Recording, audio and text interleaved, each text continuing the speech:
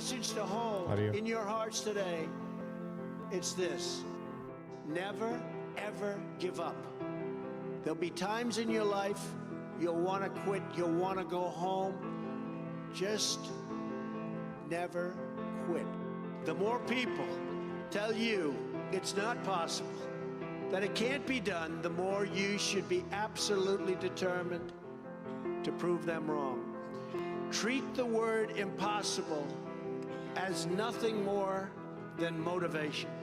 Relish the opportunity to be an outsider, because it's the outsiders who change the world and who make a real and lasting difference. The more that a broken system tells you that you're wrong, the more certain you should be that you must keep pushing ahead. You must keep pushing forward. And always have the courage to be yourself. You will build a future where we have the courage to chase our dreams no matter what the cynics and the doubters have to say. You will have the confidence to speak the hopes in your hearts and to express the love that stirs your souls. As long as America remains true to its values, loyal to its citizens, and devoted to its creator, then our best days are yet to come.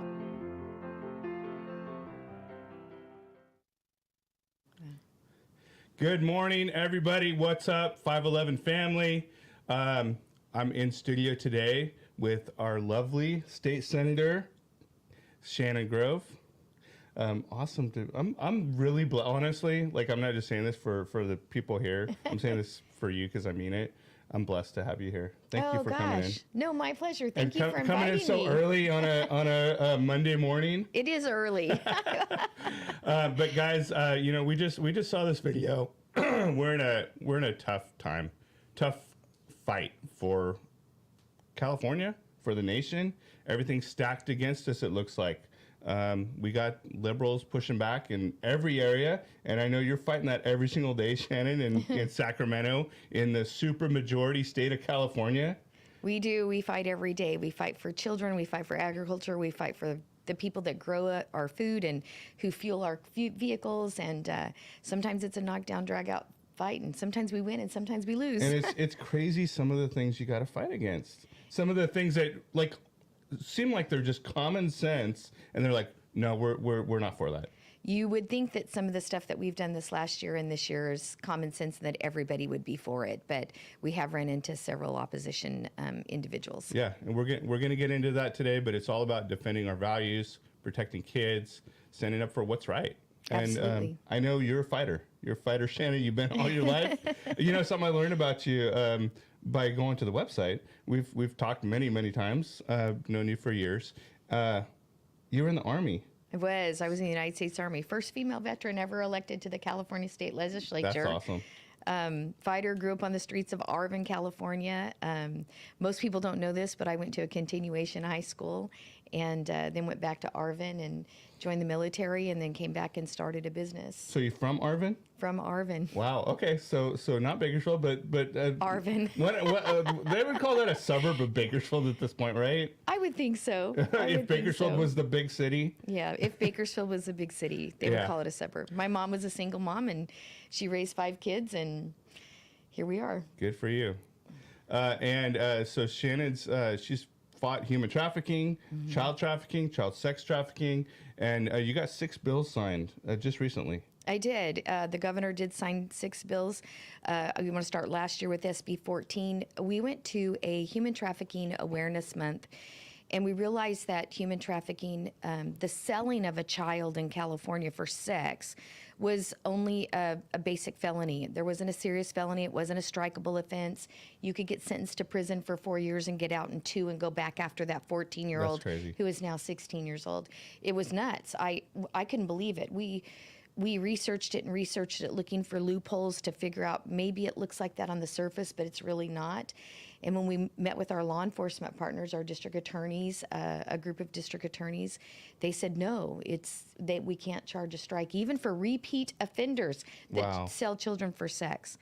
So we introduced that bill last year. It did get signed by the governor. We, again, a lot of opposition. You would think that's common sense. Right. As a matter of fact, like, not to promote another media outlet, but Libs on TikTok got out there and did kind of like a word on the street or man on the street. We like Libs on TikTok. Okay, That's all so, right. so they were like word on the street, man on the street, and Exodus Cry did the same thing. And it's like, they were in San Francisco. Yeah. San Francisco. And they're like, what would you think about, what should the penalty be for somebody who sells a child for sex in the state of California? Hanging? Yeah, wood chipper was the number one, right? Wood chipper. And they're like, felony, felony, felony. And it wasn't. And so we had the public on our side. We got the bill through the Senate unanimously. And then we got it to the Assembly side, and they killed it. It just died. And and it was just crazy. So we were defeated, the whole bit. It was just a crazy day. How do you kill a bill that says you're going to be a serious felony, go to prison for selling children for sex in the state of California? So we got that bill out. The governor signed it last year, and it's working. It's working. That's awesome. There's 2 cases filed in the state of California. One of them was in Stockton, California, where a repeat offender took a 12-year-old girl out of Stockton, had her for almost 2 weeks, brutalized her, over 100 men in 2 weeks. Yeah. She was 12 years old. She was 13 when she faced him in court. They found her on Kern Street in Salinas, California, broken jaw, brutalized, and that guy went to prison for 24 years under SB 14. Good. So That's working. awesome. It's That's working. awesome. So we're going to get into all this and dive into the details of it, the meat of it, the 6 bills that you got signed, Shannon. And in just a minute, first I want to give a quick shout out to some of our sponsors. We have Freedom 2.0. I love that. We talked about this before the show, Elizabeth and Cyrus. We're gonna be messaging you guys very soon. They've been on our show many times. This is part of our 511 family. They stand for First Amendment freedoms and Second Amendment freedoms, and really all the things that you and I both stand for. And so Shannon wants to start carrying your water in her office as well. I'm going to Elizabeth carry and it. Cyrus. Yeah. I'm going to carry it and I'm going to post it on my Instagram pages. Let's go, guys. So we got a quick little video that our team put together for them. You go ahead and play that, D.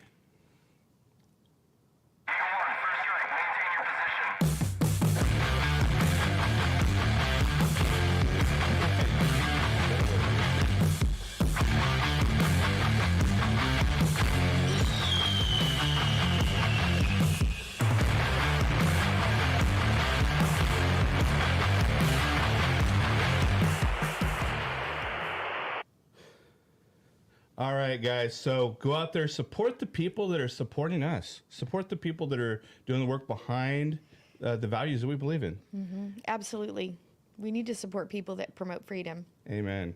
And I say amen, and I love the fact that Shannon's a very strong believer in here with us, too. Yes. Don't shy away from that. We don't here at 511. I know Shannon doesn't.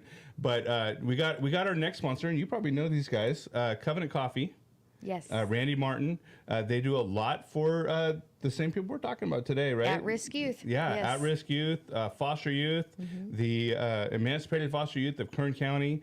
Guys, go check them out. They got great coffee. Have you had their coffee, Shannon? I have had their coffee. They have great coffee. They do. And my wife's been impressed with their coffee because my wife worked at Starbucks, so you probably didn't know that, but she worked at Starbucks for many years, which is kind of the opposite of the people, right? But she is a coffee connoisseur, and she goes first and foremost to Covenant Coffee. So not only do they support our values, not only do they support the at-risk youth, the foster youth, the emancipated foster youth, but they have excellent K-cups, beans, bags. If you're in town, go visit them across the street from us at Mohawk in California. They're in the Stockdale Tower now. Cloud 9 by Covenant Coffee, and on North Chester, or online at covenantcoffee.org. And they take foster youth and they give them jobs and teach them how to not just sell coffee, but to run the business. Yeah. And they provide housing and Yes. mentorship and so much more. So Yes. guys, go out there, support Covenant Coffee, and we thank you for that. And we thank you, Randy Martin, for all you're doing for those youth in Kern County. Thank you, Randy. Yeah. we got a couple events we want to make an announcement about as well. So first one's coming up in December. Well, I got them backwards, but we're going to go with the December one first. Okay. America Fest, Turning Point USA, yes. over in Phoenix, Arizona. Yes. Would love to have you go if you get a chance as our guest, Shannon. I've been once, and I'd love to go again. You got to get me the dates. December 19th through the 22nd. Charlie Kirk is a good friend. Rob McCoy, who runs Turning Point we Faith. love Pastor Rob. I'm going to an event with Pastor Rob on Thursday. Did you? Thursday night. I got Pastor Rob into politics. People don't know a lot about that, but we were on a trip to Israel one time, and I was kind of hiding in the back because, I want to just enjoy the trip to Israel with all these pastors. And he goes, I know who you are. And we had a conversation.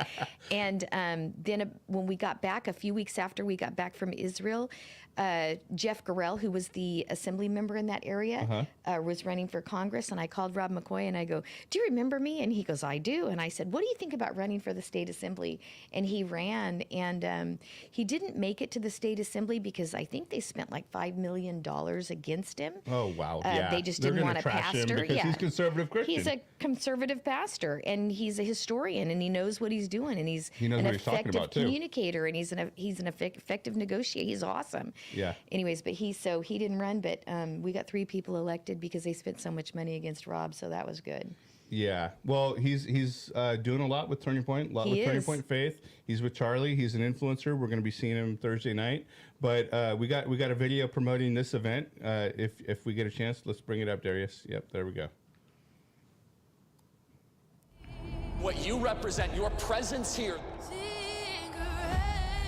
that the largest multi-day event in conservative grassroots history.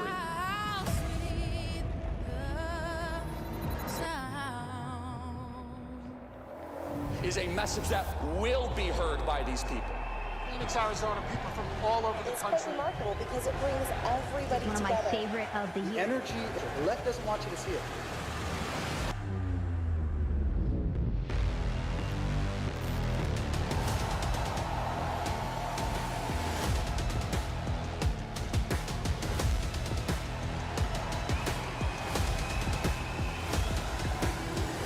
The stakes are high.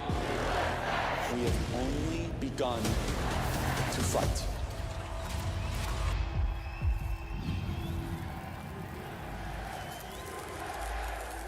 Out there, guys, go join us at AmFest. We're going to have a booth over there. Stop by, see us. We're going to be celebrating victory for conservative causes over there come November, but we got to keep fighting for the next 35 days? 35 days. We're so close. And the crazy part is we're so close to losing our freedoms too.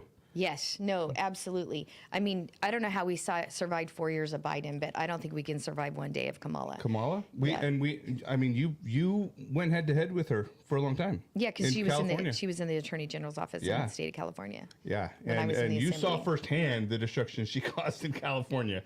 Not only that, but look at the destruction as the borders are. When you look at the border and the Right. insecure border, and But she's not the borders are. Yeah, but for her to go Right? down there, If she was the borders are. Don't let them lie to you. yeah, and then for her to say, "Oh, well, you have to support this bipartisan legislation," it let 5,000 people a day into our country, no questions asked. Well, that was all intentional. Yeah, it was awful. Yeah, it's all intentional. Yeah, somebody's got to vote for the libs. She's awful, and she can't put a coherent sentence together. Her policies are atrocious, and that'll be a very sad day in America if she gets elected. Even her own family's kind of like distance themselves from her, who are themselves Marxist economists. But look at her staff as well. Her family and her staff. She can't keep staff. Right. And it's just a bad thing for America if she is able to pull this off. I'm worried about the future for my children, your grandchildren. My grandchildren. Guys, we got to make sure to get out the fight, get out and vote, get out and take as many people as you can. We need poll watchers, poll workers. Something that I think is worth bringing up today. You know what they're doing at TP Action, Turning Point Action. They're got a huge ground game in Arizona, Pennsylvania, Wisconsin, all the swing states. People knocking on doors. That's what we need here. Ballot harvesters, people Yeah. knocking on doors, people transporting people to the polls, helping them fill out their ballots, because that's what the Dems do, right? They go to these different neighborhoods and collect ballots, and we need to do that. I disagree with ballot harvesting. I think that it's an immoral thing. You shouldn't be able to do it, but it's the law of the land, and we need to make sure that we do our part to ballot harvest and bring those ballots in. I mean, it's got to be too big to rig because I know you probably Too can't big say. to rig. No, I love that. Yeah, I love that. I don't know what you can and can't say, but I can say a lot. Okay. We know that there was some shenanigans in 2020. Didn't you see the Political article? They said I got unseated from the leadership because I accused Antifa of being part of January 6th, and I also felt like Trump won the election in 2020. Okay. So you're not afraid to. All right, I love it, Shannon. It just is what it is. I don't want to get you in trouble, but you say what you want. I know I can say what I want.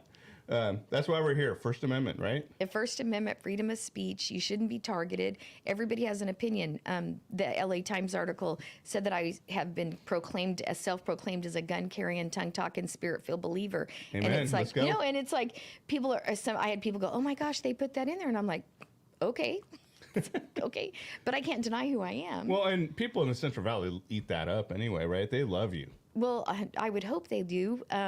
They've elected me to office since 2010, but I'm just who I am, right? Raised by a single mom, first female veteran that's ever served in the California State Legislature. I wake up every morning and I love the Lord and I say, what are we going to do today, Lord? And sometimes I feel like, and I've said this publicly several times, I told the Lord one day, I just want to be the person that when I wake up and my feet hit the floor, I want the enemy to go, oh shit, she's awake. I do. Oh, and you know what I love about Shannon? For y'all who don't know, I know we got a nationwide audience. But y'all who don't know, Shannon is the real deal. What you see is what you get. She ain't fake. I don't know how to change it. I'm the same way. Like I just say stuff, And people are like, what's this guy's deal? But she's not saying something just for the camera. No. She doesn't say stuff just to get votes. She just tells you how it is. But second event we got to announce is Blexit Night of Faith. Are you familiar with Blexit? I right? am familiar with Blexit and Lexit. Jesse Holguin, yeah. Yeah, we love and so I think we brought it up to Jesse, all of them. and do you know Bianca? I do. Bianca Garcia? Yes. She was on our show the other day. Oh, yeah, really so good. she's part of our family too. Extended Well, you got a 511 lot family. of good people in your family. I want to be in your family. Hey, you're part of our family, Shannon. You can't leave us. So guys, we got Blexit Night of Faith in Tampa, Florida.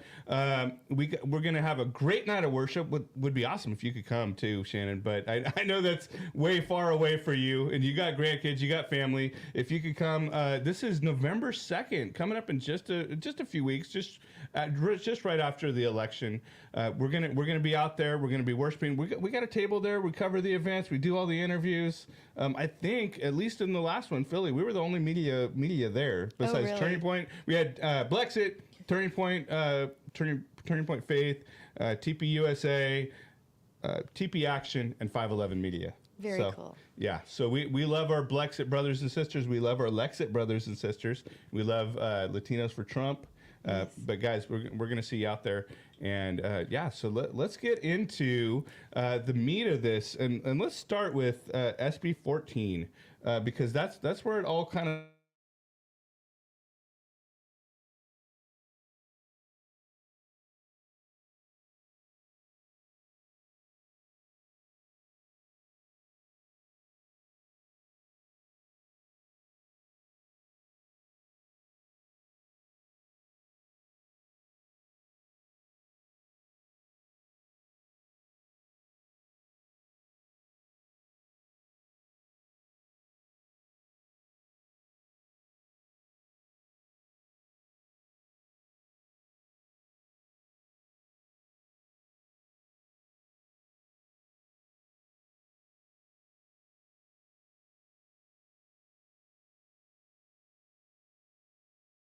Okay, hold on, guys. Hold on.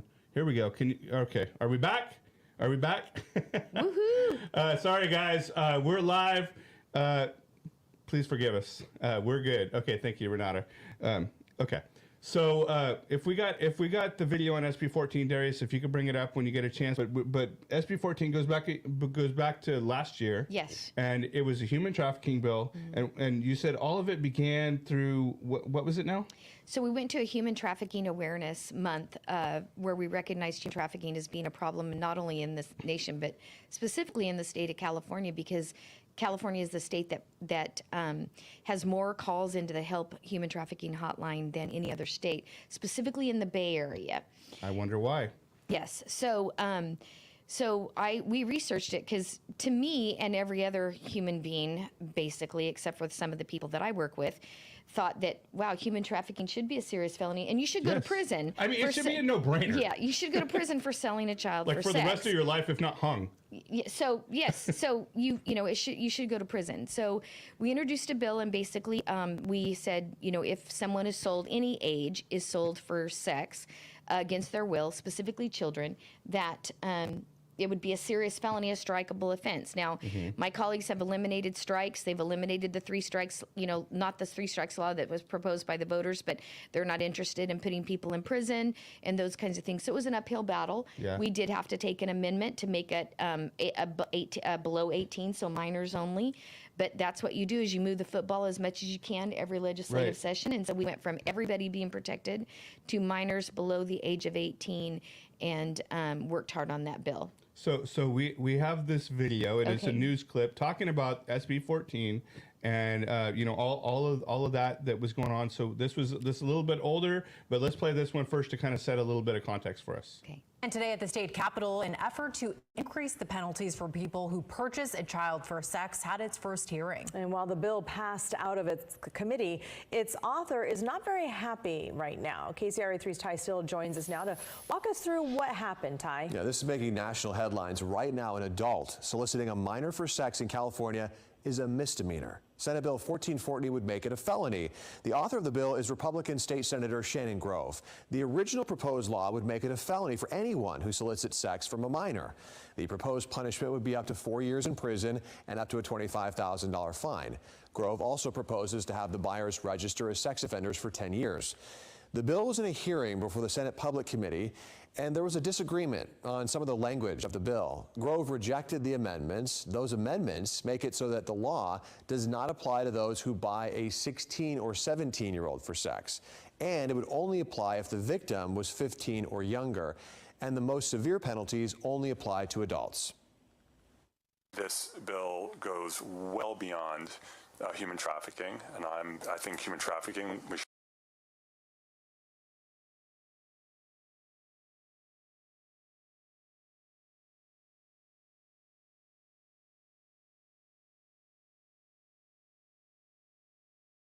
which is basically effectively in many ways the end of their life for people, whether or not they're engaged in human trafficking. And again, even if there's no physical contact whatsoever. To water this down to say that 16, 17-year-olds don't matter, that them being, and it's not just about human trafficking, and I think that's the disconnect. I believe that human trafficking is anything that is forcing someone to do something against their will. This buyer situation is a random person driving down the road, seeing a kid that looks like they're 12 or 13 and say, hey, $50 for this. That's the guy I want to go after. Now, despite the objection by Senator Grove, who you just heard from there, the committee approved the bill with the amendments by a vote of 4-0. It now heads to the Senate Appropriations Committee. All right, now, are you surprised? And I know you might have to watch your tongue, but are you surprised that Wiener, what an appropriate name, right, was the one that was pushing back against all this? So he pushed back not only on that, but also on the sex registry part, which the media clip didn't cover.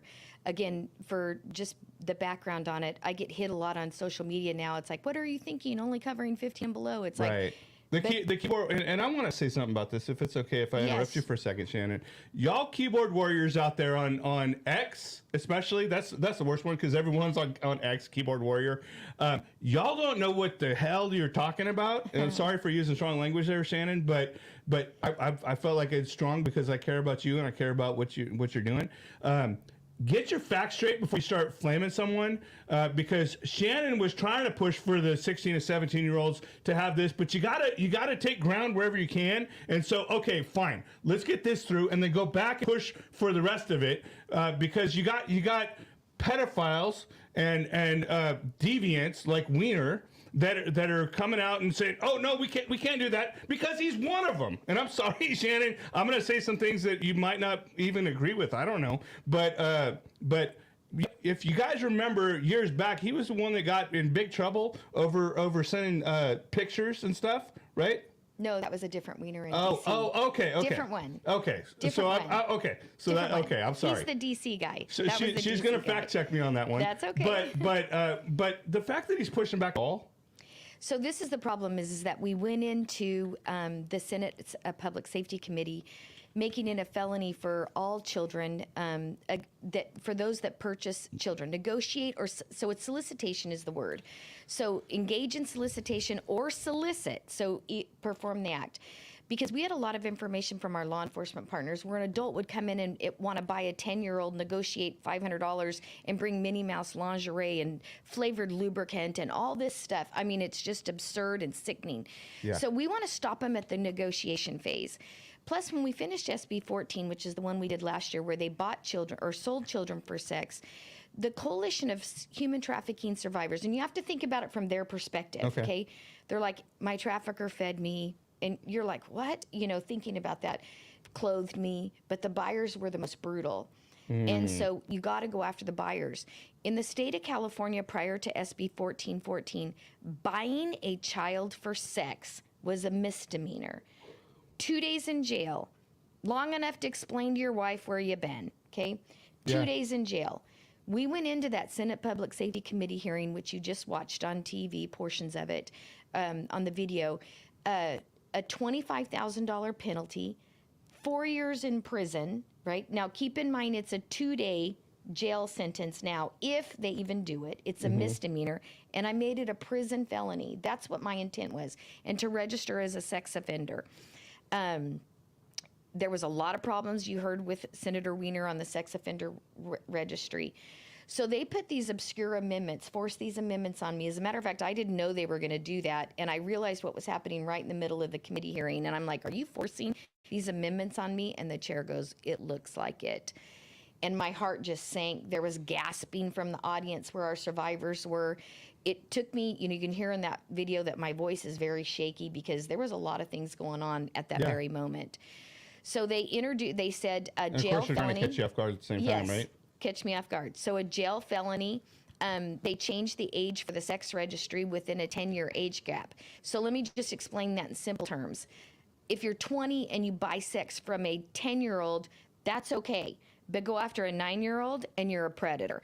So I had a sex registry for anybody, right, that solicited a minor for sex. They put this horrible 10-year age gap in the sex registry language. They excluded 16 and 17-year-olds from the minor category. You have to be 18 to get in a tanning bed in the state of California, but they said 16 and 17-year-olds on the sex trafficking piece for those to buy those children for sex was not considered. Those kids were not minors under this piece of legislation. The amendments were so bad that they wanted me to pull the bill, walk away. So that's what they said. You can pull the bill because they didn't want to go after buyers. A lot of times, the way I look at it,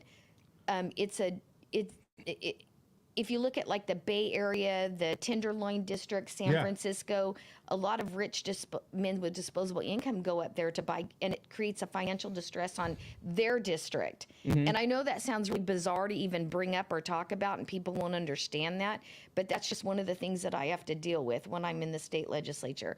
So they put all these obscure amendments in it, and they said, pull the bill. I go, no, I'm going to keep fighting.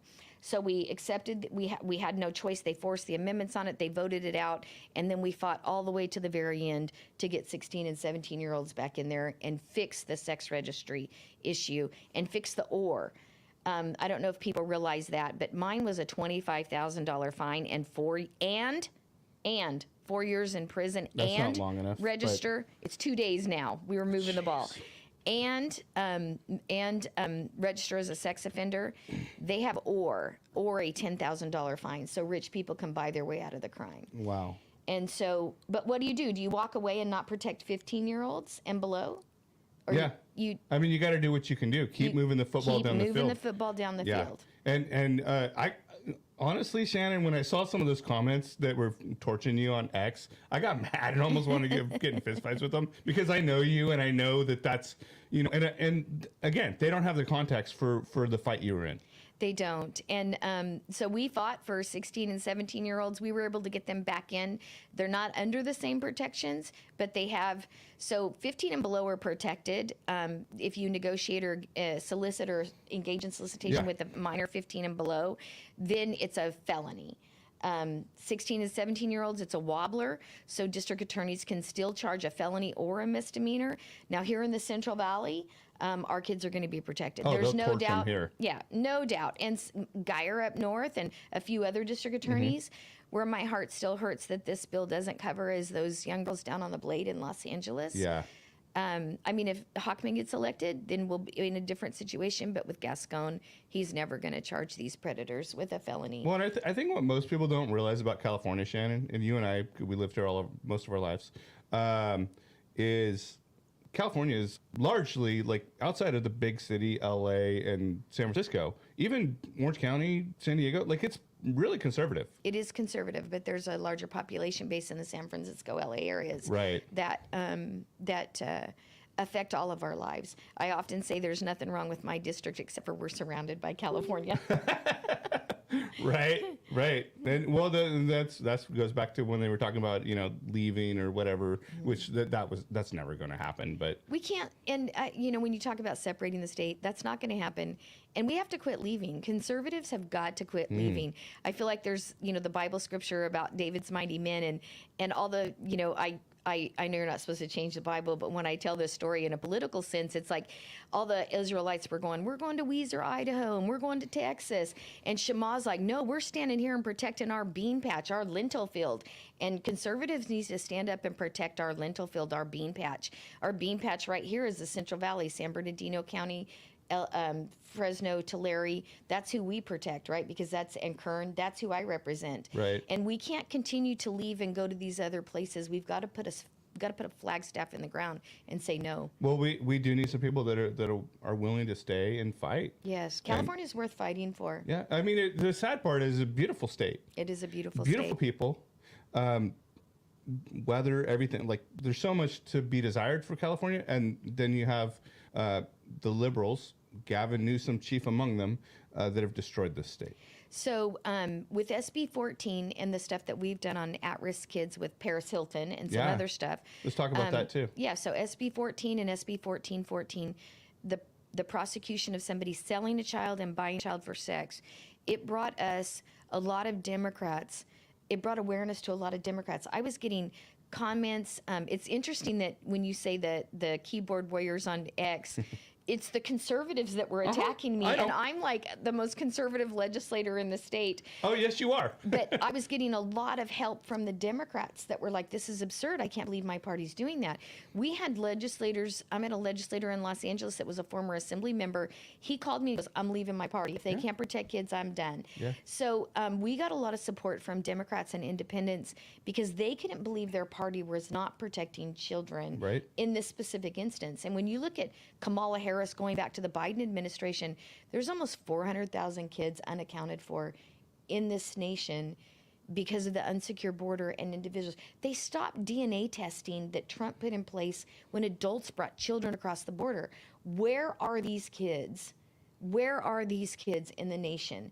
And a lot of them are wrapped up in this deep, dark underworld where they're being sold for sex. And the bills that I introduced were to go after those individuals that were selling them and buying them. Yeah, well, and we talked about this on the show just the other day. The Democrat Party is complicit with the cartels that are human trafficking. And we showed some evidence of this, and I'm sure you're very well aware of all these things that are going on, and some of our friends, you know, that are in the political scene, bringing minors in that there's so many things that the general public is not aware of when it comes to, like, they're bringing them in to get votes, they're bringing them in for human trafficking. There's a lot of money that's being exchanged in in the underworld. But even if somebody's listening or somebody's paying attention and they don't believe that, they don't believe that, the bottom line is that the policies that the governor puts in place here in California and that Kamala and Biden have put in place in our nation. Yeah. Those policies make it easier for the cartels. Just like I said, when President Trump was in office, if you were a grown man, almost cussed. I'm sorry, I'm a cussing Christian. The Lord loves me just the way I am. But if you were a grown man or an adult and you brought a child in from across the border, not in a checkpoint, but there was DNA testing to make sure that you were that child's relative or that child's mom or dad. They eliminated that. So the same 10 guys are bringing 20 and 30 kids across the border. And where are they going? And so the policies that are put in place under the Biden-Harris administration are evidence that the cartels are gaining ground over the human trafficking. Well, you have to ask yourself why. Exactly why. Why? What's going on that they don't want you to know about, that they're not telling you? And that's why 511 does what we do, because we want to be at least a place where the truth can get out. Because the mainstream media, and I don't know how you feel about this, Shannon, but I'm saying Fox is complicit too. The mainstream media is I don't know if part of it's they're afraid. Look at what happened to Tucker when he spoke out. Yeah. He got fired. Yep. So it's sad. It's a very sad day in America where media cannot even truly base all the facts. Mainstream media can truly base all the facts and the conversation that takes place on their stations without fear of being fired. I mean, take Tucker Carlson, take the attacks on Charlie Kirk. Yeah. Look at what happened to Rob McCoy. Yeah. So individuals that are speaking out are being attacked. Yeah, that's right. So let's talk about, is it 1043? Yeah, Yes. 1043 with Paris Hilton and that work, because this, again, more fighting for the children. It is. So with SB 14 and 14, I was labeled as the champion of children. Yeah. So I know that sounds crazy for a conservative legislator, but as a champion for children. And we had found out through one of the parents whose child was in foster care that was trafficked out of an STRTP, which is a short-term residential therapeutic program. So let me back up a minute. We used to send these at-risk kids or these troubled teens to camps and things like that out of state. We found out there was a lot of abuse going on, so California spent about $8 million to bring those kids back. And then we made it even worse because we pay for them to be in these STRTPs. And they're being trafficked out of these facilities. So this mom brought this to our attention, and we realized also that we ran into another mom that said that their daughter was restrained for held down for not eating a pat of butter. And then we talked to that girl that is now an adult, and she said the beatings, the abuse, everything that takes. Now you have to go back and understand that your taxpayer dollars pay for these facilities to house these, what they call troubled teen industry, and they're being abused. Yeah. And so we looked up on the data on the website for the California Department of Public Health. We looked at the data, and it would say broken hand, broken nose, but it didn't tell you why. And so we asked for that information, and being one of 40 in the state of California, I just assumed I'd get that information. Yeah. 6 months later, nothing. Crickets. Wow. They sent me one piece of paper, and it had like 3 little columns on it, and it said 1, 2, and 4, something like that. No information, no data. So we ran a piece of legislation to make it transparent about restraints and seclusion. How long do you lock them up? Where do you lock them up? Do you put them in a stone room, a bathroom? Do they have access to food, water, the bathroom, whatever? And we couldn't get that information, so we ran a piece of legislation. It got the attention of Paris Hilton because of what happened to her and her story. I mean, it's a Romans 8:28 situation. God works all things out together for good. We're running a bill. She was abused in one of these facilities as a child, and she came on board and brought her notoriety, her millions of followers, and brought attention. Brought attention to it. It escalated the bill into a national spotlight. She actually came to the Capitol and testified, which escalated it even more. We actually have that video. Do you? Can we play that, Darius? I know the feeling of helplessness, the despair of being trapped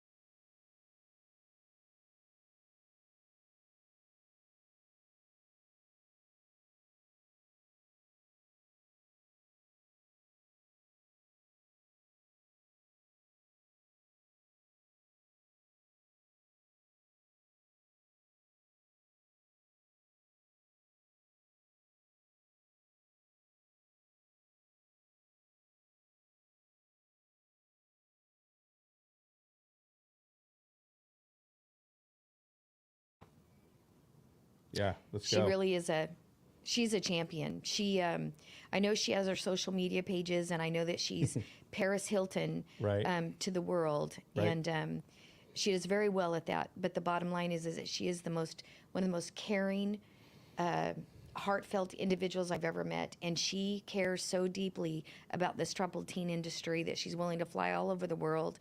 She's willing to go to Congress. She's willing to open up what happened to her and tell those horrific things that happened to her in these facilities and share her testimony so that it can help others in the situation. And she's got a really big spotlight. And when she joined our piece of legislation, it elevated it not only nationally but internationally. And that bill, there was no way they could deny it once she was on board. So it's totally God's favor that, you put an heiress and a conservative legislator together with a former foster youth who's another legislator that's a Democrat that got on board, and a single mom. It came together, and we just got that bill signed by the governor. And now those facilities are going to have to tell us what's going on inside of those facilities. And we need to and that helps. I know people go, oh, why don't you just shut them down? But you have to have certain policy in order to put stuff in place. So we move the ball. We're going to protect kids. We're going to get the data, and then we're going to run legislation to fix those facilities. Okay. Yeah. So what are the details of that? So basically, we were trying to find out, with all the information that we were able to access online about broken bones, about abuse, about all these things that were going on in these facilities, there was no data on the punishment piece. Like, how long were they in seclusion rooms? How long were they restrained? How long were they held down in the prone position? We knew at least of one incident where they were tied in the prone position and the child suffocated because they were on their back or on their stomach with their hands behind their back, and the child suffocated. So we knew one, but we didn't know how long. They wouldn't give us the data. They wouldn't give us the data about, seclusion rooms and if there was access to the bathrooms. So this bill requires them to give us the data, and if they don't, there's penalties and punishment for that. It also provides an ombudsman and other stuff for the at-risk teens to be able to contact so that they can easier access to give us the information so there's no threat. Even if there is threat from this facility, they have some type of protections and a safe access point. And they're no longer taking them out of the state now, right? And we're no longer taking them out of the state. It's all under our care, custody, and control here in California. But I want you to know that California taxpayers pay for these facilities. We have one right here in Bakersfield where a young girl was taken off.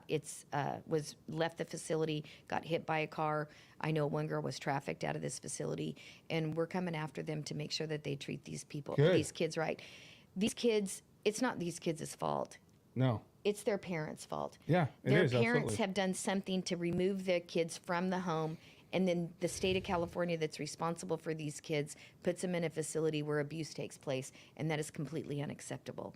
I'd like to really call on the body of Christ to just, figure out a way to wrap your arms around these kids. If you're not able to bring them into your own home, or you're not able to do something like that, then go to a mentor program and establish a relationship with these kids so that you can be there for Thanksgiving visits or help them buy a car or help them navigate through life.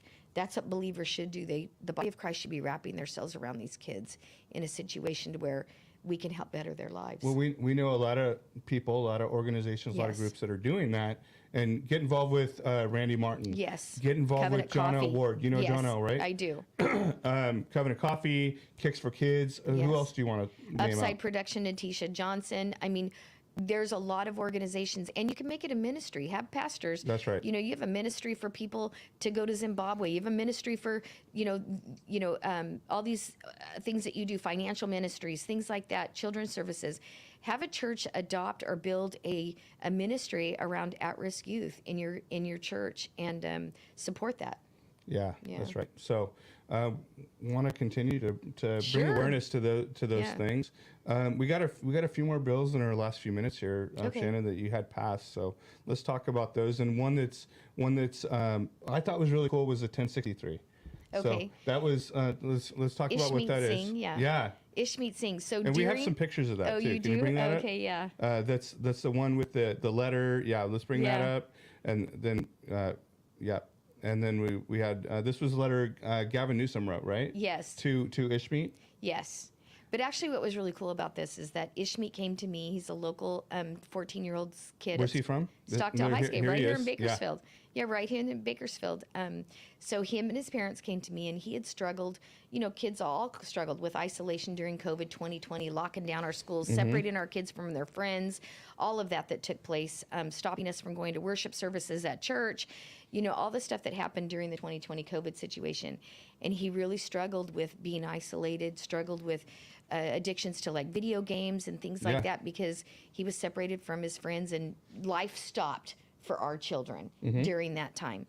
And he says, I really struggled. And he goes, I went to my student ID card because he had remembered them saying, you know, there's a phone number on the back of your ID card. So he flips it over. There's 10 phone numbers, you know, not, you know, whatever the number was. I don't know what the numbers are, but it's like, not, you know, 10 digits, 916-224-1155 or whatever it is.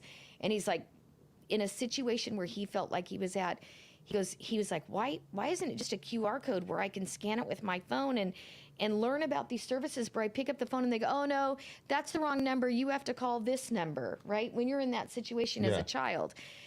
So he brought me a piece of legislation that says we need to have a QR code on the back of the ID cards. You go to a restaurant and get a QR code to order your menu. Why not have it on the back of ID cards? So he brought this piece of legislation forward, and the governor signed that.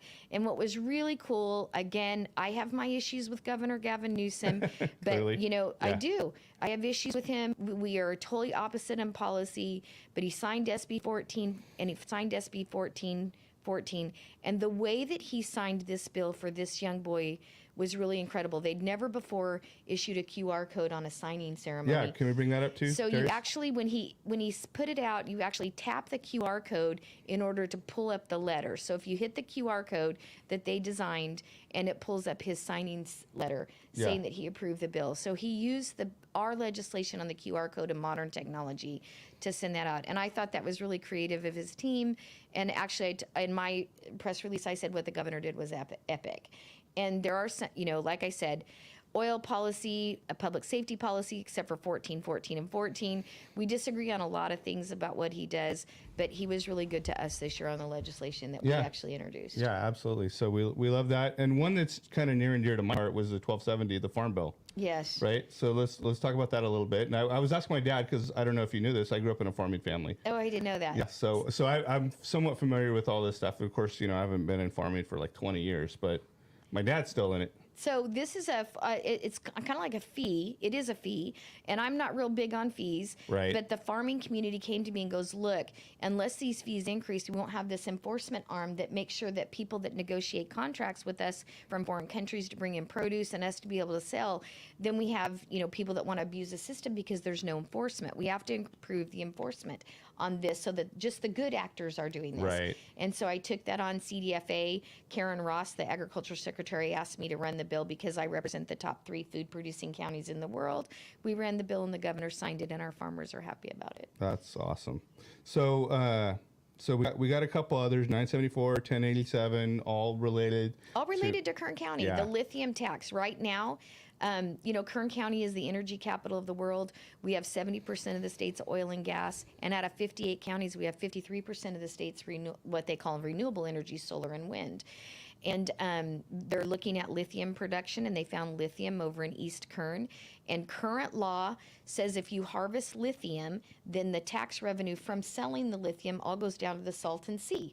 Well, I mean, if Kern County is producing lithium, I want that money to come back to Kern County. Right. So we introduced a bill. We didn't think it was going to get passed. We had a lot of Democrats who are opposed to it. They just want to support the Salton Sea and not Kern County.